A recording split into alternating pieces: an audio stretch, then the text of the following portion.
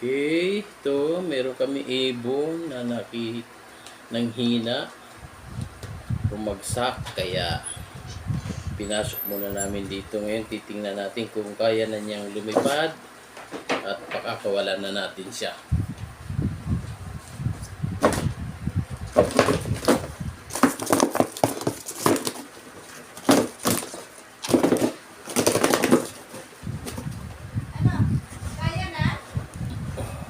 Ayan. Kawalaan mo na. Parang balin sa sayaw ba? Ano bang klaseng ibon to? Oh, mukhang kaya na niya lumipad. Balin sa sayaw to, Day. Ha? Balin sa sayaw. Balin sa sayaw ba to? Oo, pag kaya na, paliparin mo na. Bitawan mo kung kaya na. Diyan sa bintana palabasin mo. Okay, sige nga. Let's see if you can... Oh! Ayun na siya. Marunong na siya. Marunong na siya. Ayan. Kaya na niya. Oh. Ay, ang galing. Ganun siya. Pagkawalaan mo na siya. Okay. Kawawa naman. Hindi naman siya pwede isama natin sa lovebird. Oo. Ayan. Dito mo na lang siya sa may bintana, ilabas na. Oo nga. Okay. Andun siya na yun. Yan siya, oh. Yan siya kay... Tingnan, picture ko. Hindi ko mo bibig mo. Baka mamaya tayo yan. Good morning. Oh, baka naman ang pakpak niya eh. Hindi. Kata. Baka wala naman sa bintana. Huwag sa labas kasi anuhin ang mga aso. Okay.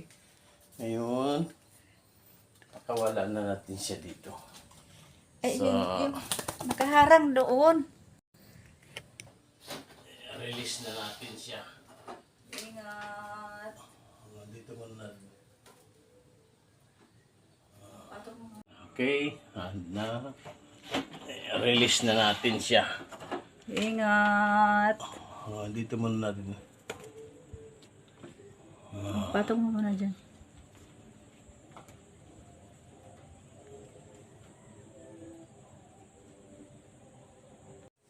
Okay, ayan na po siya. Nailagay na natin. Ay, kaya na niya lumipad. Kaya na niya yan lilipad. Ano, gusto mo bumalik dito sa loob? Ano gusto mo dito? Talaga nakakakain siya, no? Ay, yan naman, ano yan. Talagang sanay yan sa maghanap ng pagkain sa labas. Yeah. Okay. Release na natin siya. Ingat. Dito muna natin. Patok mo muna dyan.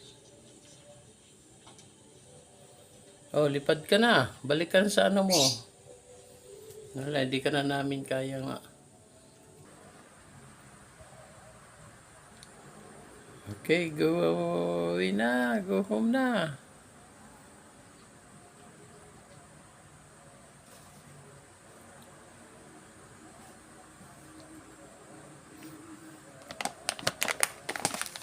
Ito, lagyan kita ng pagkain diyan. Gusto mo kumain. Yun na. Lumipad na, Day. Ha? Lumipad na. Lumipad na siya. Okay.